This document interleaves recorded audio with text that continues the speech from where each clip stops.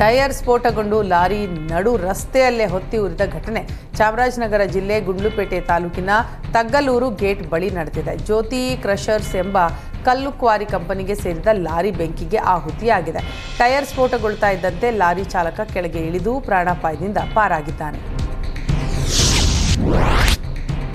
ಅಧಿಕಾರ ಉಳಿಸಿಕೊಳ್ಳಲು phone tapping, honey trap ವಿಚಾರ ಮುನ್ನೆಲೆಗೆ ತರ್ತಾ ಇದ್ದಾರೆ ಅಂತ ಬಿಜೆಪಿ ಶಾಸಕ ಕೃಷ್ಣ ನಾಯ್ಕ್ ಆರೋಪಿಸಿದ್ದಾರೆ.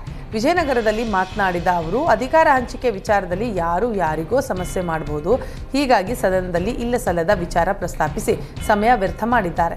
ಕಾಂಗ್ರೆಸ್ ವಿರುದ್ಧ ಧ್ವನಿ ಎತ್ತುವ ಶಾಸಕರನ್ನ ಸದನದಿಂದ ಹೊರಹಾಕುವ ಕೆಲಸ ಮಾಡ್ತಿದ್ದಾರೆ. ಸರ್ಕಾರದ ಸ್ವಾರ್ಥ ನಿರ್ಧಾರದಿಂದಾಗಿ ಬಿಜೆಪಿ 18 ಶಾಸಕರನ್ನ ಅಮಾನತು ಮಾಡಲಾಗಿದೆ ಅಂತ ಹೇಳಿದರು.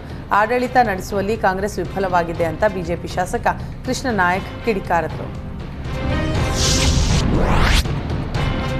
ಕ್ಷಯ ರೋಗ ಮುಕ್ತ ಕರ್ನಾಟಕ ರೂಪಿಸುವತ್ತ ಆರೋಗ್ಯ ಇಲಾಖೆ ಮಹತ್ತರ ಹೆಜ್ಜೆ ಇಟ್ಟಿದೆ.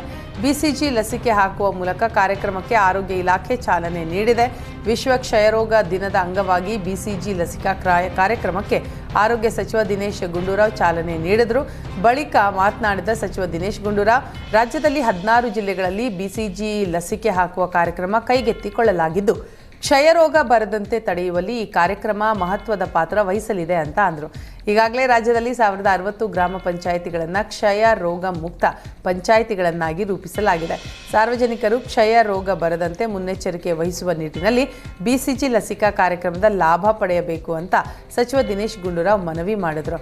ಇಂದಿರಾನಗರದ ಸಿವಿ ರಾಮನ್ ಸರ್ಕಾರಿ ಆಸ್ಪತ್ರೆಯಲ್ಲಿ ನಡೆದ ಕಾರ್ಯಕ್ರಮದಲ್ಲಿ ಆರೋಗ್ಯ ಇಲಾಖೆ ಪ್ರಧಾನ ಕಾರ್ಯದರ್ಶಿ ಹರ್ಷ ಗುಪ್ತಾ ಉಪಸ್ಥಿತರಿದ್ದರು. ಲಂಚ ಸ್ವೀಕರಿಸ್ತಾ ಇದ್ದಾಗಲೇ ಹೊಸದುರ್ಗ ಡಿಸಿಸಿ ಬ್ಯಾಂಕ್ ಮೇಲ್ವಿಚಾರಕ ನವೀನ್ ಲೋಕಾಯುಕ್ತ ಅಧಿಕಾರಿಗಳ ಕೈಗೆ ತಗಲಾಕೊಂಡಿದ್ದಾರೆ. ರೈತರಿಗೆ ಸಾಲ ಮಂಜೂರು ಮಾಡಲು ನವೀನ್ 15,000 ರೂಪಾಯಿ ಲಂಚಕ್ಕೆ ಬೇಡಿಕೆ ಇಟ್ಟಿದ್ದ. ಈ ಕುರಿತು ಖಚಿತ ಮಾಹಿತಿ ಪಡೆದು ದಾಳಿ ನಡೆಸಿದ ಲೋಕಾ ಡಿವೈಎಸ್ಪಿ ಮೃತ್ಯುಂಜಯ ನೇತೃತ್ವದ ತಂಡ ನವೀನ್ನನ್ನ ವಶಕ್ಕೆ ಪಡೆದು ವಿಚಾರಣೆ ನಡೆಸಿದೆ. ಬಿಸಿಲಿನ ಪ್ರಮಾಣ ವಿಪರೀತ ಪ್ರಮಾಣದಲ್ಲಿ ಹೆಚ್ಚಾಗ್ತಾ ಇರುವ ಕಾರಣ ಉದ್ಯೋಗ ಖಾತ್ರಿ ಯೋಜನೆಯ ಕೂಲಿ ಸಮಯದಲ್ಲಿ ಕಡಿತ ಮಾಡಬೇಕು ಅಂತ ಆಗ್ರಹಿಸಿ ಕರ್ನಾಟಕ ಪ್ರಾಂತ ರೈತ ಸಂಘದ ಕಾರ್ಯಕರ್ತರು ಕಲಬುರಗಿಯ ಜಿಲ್ಲಾ ಪಂಚಾಯತ್ ಕಚೇರಿಯ ಮುಂದೆ ಪ್ರತಿಭಟಿಸಿದರು. ಉದ್ಯೋಗ ಖಾತ್ರಿಯ ಬಾಕಿ ಕೂಲಿ ಹಣ ಕೂಡಲೇ ಬಿಡುಗಡೆ ಮಾಡಬೇಕು, ನೆಟ್ಟೆ ರೋಗದಿಂದ ತೊಗರಿ ಹಾನಿಗೆ ಒಳಗಾದ ರೈತರಿಗೆ ರಾಜ್ಯ ಸರ್ಕಾರ ಕೂಡಲೇ ಪರಿಹಾರ ಬಿಡುಗಡೆ ಮಾಡಬೇಕು ಅಂತ ಪ್ರತಿಭಟನಾಕಾರರು ಆಗ್ರಹಿಸಿದರು.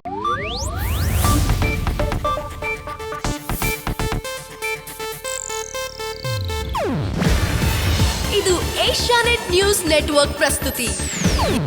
ನೀವು ನೋಡ್ತಿದ್ದೀರಾ ಏಷ್ಯಾನೆಟ್ ಸುವರ್ಣ ನ್ಯೂಸ್.